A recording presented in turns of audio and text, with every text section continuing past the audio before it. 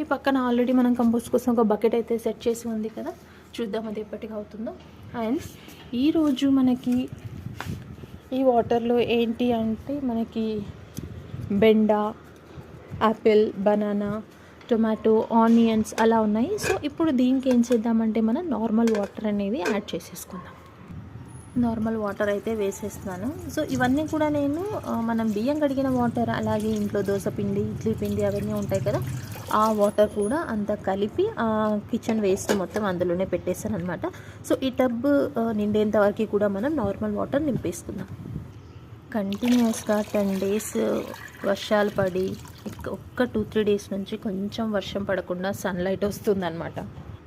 So మీరు అన్ని వీడియోస్లో చూసినట్లయితే ఒక్క ఈ టబ్తో మాత్రమే, ఈ టబ్ వాటర్ని మాత్రమే నేను ఇక్కడున్న అన్ని మొక్కలకి కూడా సర్దిస్తాను. అంటే నేను ఏ కప్తో వాటర్ పోసి